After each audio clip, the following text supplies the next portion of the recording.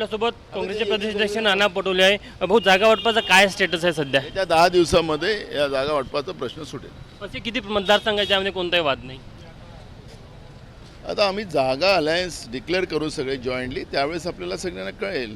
3 दिवस मॅरेथॉन बैठक झाली, काय बेस होता त्याचा? होईल होईल होईल आता सगळं विचार करून करावं लागेल. कुठेही जागा चुकून इकडे तिकडे न होता मेरिटच्या आधारावर निर्णय व्हावा ही संकल्पना आमची आहे आणि सामोपचाराने आमचा जागा वाटपाचा प्रश्न सुटेल. शेवटचा प्रश्न, वन नेशन वन इलेक्शनसाठी इंडिया आघाडीमध्ये काही मतभेद पाहायला मिळत आहे? नाही बघायला त्यांनी कसं करता येईल. आता बिल येतोय, आता त्यांनी कॅबिनेटनी मंजुरी दिलेली आहे. बिल पार्लमेंटमध्ये आलं तर बिलचं स्वरूप काय राहणार आहे हे तर कळेलच ना. 140 कोटीचा देश आहे आणि 360 आपल्या इथं हे मतदानाची प्रक्रिया आहे. लोकल बॉडीज, विधानसभा आणि लोकसभा, याच्यामध्ये हे कसं करतात. आज 4 राज्यातल्या निवडणुका एकसोबत घेऊ शकले नाही.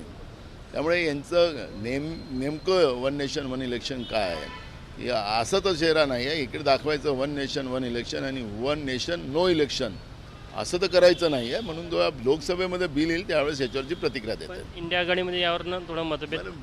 मतभेदाचा विषय नाही आहे. बिल आल्यानंतर त्याच्यातली वस्तुस्थिती सरकार काय मांडतंय त्याच्या आधारावरच आपल्याला याच्यावरची प्रतिक्रिया देता येईल. तर हे होते काँग्रेसचे प्रदेशाध्यक्ष नाना पटोले. कॅमेरामॅन व्यंकटेश नायडूसह तुषार कोहडे, ABP माझा, नागपूर. ABP माझा, उघडा डोळे बघा नीट.